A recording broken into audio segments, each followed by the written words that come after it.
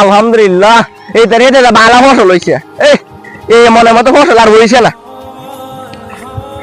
চাচা হ্যাঁ ভাতিজা, তরুণ চাচা চাচা এই ভাতিজা তো এই জমি জমা দিয়ে আমার সব জমি জমা আমার বুঝে তো ওই যে হেন থেকে জমি জমা সব আমার সব দিয়ে লাগে বুঝো না।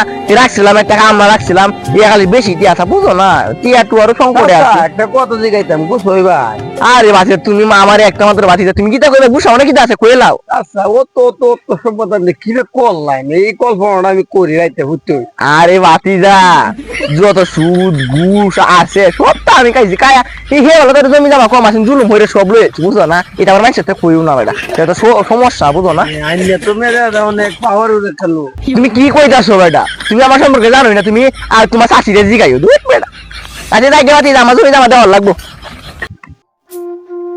এই যে চেয়ারম্যান চাচা কত অত সম্পদ করছে সুদ মুদ কায়া বিভিন্ন ব্যবসা করিয়া খারাপ ব্যবসা করিয়া অত সম্পদ কামাইছে। এইলা যদি মরে তাহলে তো মনে হরুন ব্যস্ত হইতো না। এলাম যারা আসুন সবাই সতর্ক হয়ে যাবেন সময় থাকতে, ব্যস্ত হইতো না, কারণ এরা মরলে হুকিরে বুঝ যাই যে ভাব করছে এই দুনিয়া মানে।